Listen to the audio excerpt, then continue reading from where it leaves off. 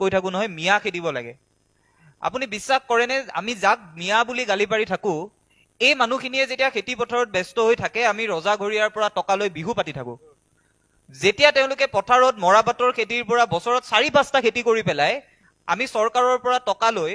আমি নিজৰ অৰুণোদয় আঁচনিখন লৈ থাকো মানুহক দুখ দিয়াটো সুনীতা একেবাৰে সহজ কথা মই ইয়াতে কৈ যাব পাৰো যে আমাৰ ল'ৰা ছোৱালীবোৰ বেয়া হৈ গ'ল মানুহবোৰ বেয়া হৈ গ'ল এটাতো ব্যৱস্থা আছে এটা পৰিৱৰ্তন হ'ব লাগিব ব্যৱস্থাটোৰ এখন চৰকাৰ আছে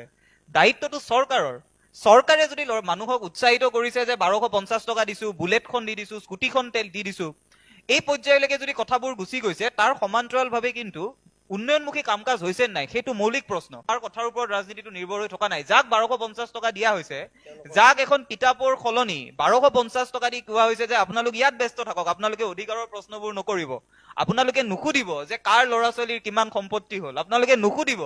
কাৰ ঘৰত কিমান সম্পত্তি দিছপুৰলৈ অহাৰ লগে লগে বাঢ়ি গ'ল এই প্ৰশ্নবোৰৰ পৰা যে আমাক আঁতৰাই ৰখা হৈছে এইটো আমাৰ আটাইতকৈ ডাঙৰ সমস্যা যি দলৰ চৰকাৰ নাথাকক আমি যিমানে একতাটো ভাঙিবলৈ চেষ্টা নকৰো কিয় এই যে মই এওঁলোক তিনিজনৰ সৈতে যে মোৰ কথাটো মিলিছে এটা কাৰণতে মিলিছে আমাৰ আটাইৰে মনত গোৱাৰৰ দৰে অসমৰ প্ৰতি ভাল পোৱা আছে গোৱাৰৰ দৰে যেতিয়ালৈকে অসমৰ প্ৰতি ভাল পোৱা থাকিব যিমানে হিন্দু মুছলমান কৰি নাথাকিলেও মৌলিক কথাবোৰ অসমৰ উঠি অহা প্ৰজন্মই সময়